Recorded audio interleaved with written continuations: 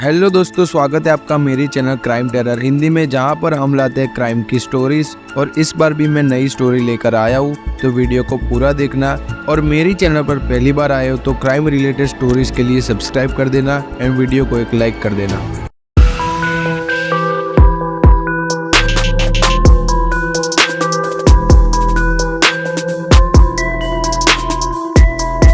दोस्तों 24 फरवरी 2018 को एक ऐसी खबर आई जिसने बॉलीवुड से लेकर आम जनता सभी को हैरान कर दिया था। ये खबर थी श्रीदेवी के मौत की। बता दें कि 54 साल की उम्र में श्रीदेवी का दिल का दौरा पड़ने की वजह से निधन हो गया है। श्रीदेवी की बाथ टब में डूबकर मौत होने के राज से अभी तक कोई भी पर्दा नहीं उठा है। दोस्तों सवाल ये उठता है कि 24 फरवरी के रात को क्या हुआ था और अचानक श्रीदेवी की मौत कैसे हुई थी, क्योंकि मौत के कुछ दिन पहले उन्हें एक परिवार के करीबी ने बिल्कुल ठीक ठाक देखा था। चलिए जानते हैं कि मौत की उस रात को आखिर हुआ क्या था और क्यों श्रीदेवी की मौत एक मिस्ट्री बनकर रह गया। साथ ही ये भी पूरी डिटेल में जानेंगे कि 24 फरवरी 2018 की उस रात को आखिर हुआ क्या था। श्रीदेवी पहली बार किसी विदेश ट्रिप पर अकेली रही थी और ये उनके जीवन की पहली और आखिरी ट्रिप साबित हुई। दोस्तों अगर आप भी श्रीदेवी के फैन हो तो बने रहिए सभी बातों को जानने के लिए इस वीडियो के अंत तक। श्रीदेवी उनके पति बोनी कपूर और छोटी बेटी खुशी के साथ भांजे और बॉलीवुड एक्टर मोहित मारवा की शादी में शामिल होने दुबई पहुंची थी।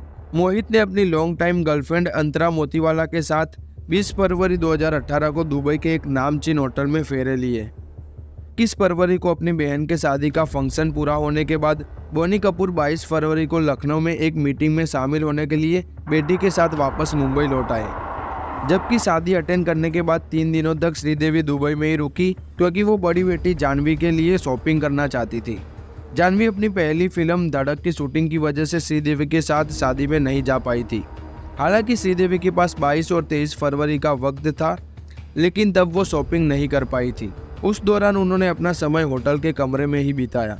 बोनी कपूर और श्रीदेवी की शादी के बाद पहला मौका था जब श्रीदेवी पूरे दिन के लिए विदेश में अकेली थी। 24 की सुबह श्रीदेवी ने जब बोनी से बात की तो उन्होंने कहा, पापा मैं तुम्हें बहुत मिस कर रही हूँ। श्रीदेवी प्यार से बोनी को पापा कहती थी।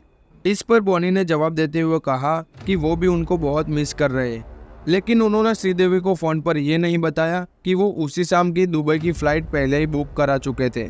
इसका आइडिया जानवी ने ही बोनी को दिया था, क्योंकि वो जानती थी कि उनकी माँ को अकेले में रहने की आदत नहीं है और उस दौरान वो कोई डॉक्यूमेंट्स भी गुम कर सकती थी। दोनों की शादी के बाद श्रीदेवी को बोनी कपूर छोटे छोटे प्यार भरे सरप्राइज देते आए थे।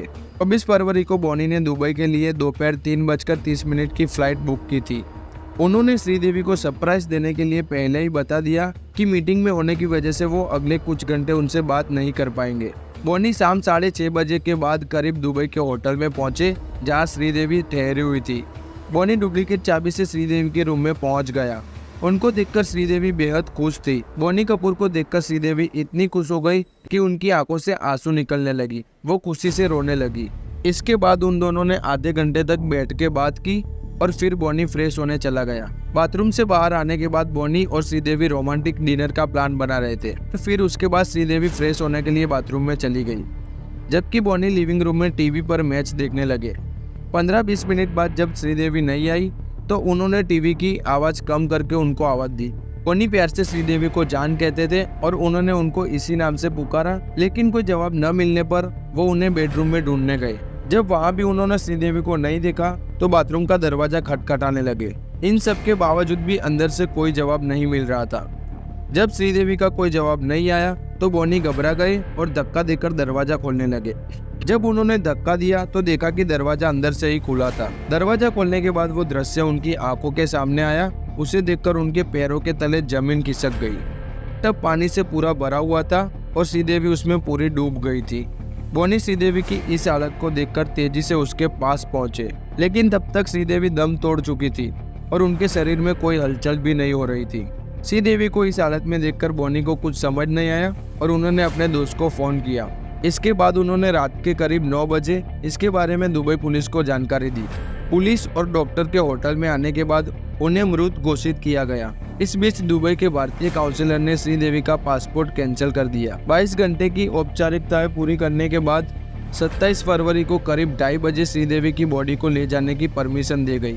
दुबई से बॉडी लाने के बाद 28 फरवरी को उनका अंतिम संस्कार कर दिया गया। लेकिन दोस्तों इन सभी घटनाओं पर नजर डालेंगे तो अभी भी कुछ सवाल ऐसे हैं जिनका जवाब नहीं मिल पाया है, इसलिए श्रीदेवी की मौत रहस्यमयी बताई जा रही थी। क्या श्रीदेवी की मौत हार्ट अटैक था या फिर कोई साजिश? ये सब सवालों के जवाब मैं आपको पार्ट 2 में बताऊंगा, तो उसके लिए आपको चैनल को सब्सक्राइब करना पड़ेगा एंड नोटिफिकेशन बेल ऑन करना पड़ेगा। तो आप सब्सक्राइब करके नोटिफिकेशन बेल ऑन कर दो, और आप श्रीदेवी के फैन हो तो अच्छा सा कमेंट कर देना और वीडियो को लाइक करके चैनल को सब्सक्राइब जरूर से कर लेना।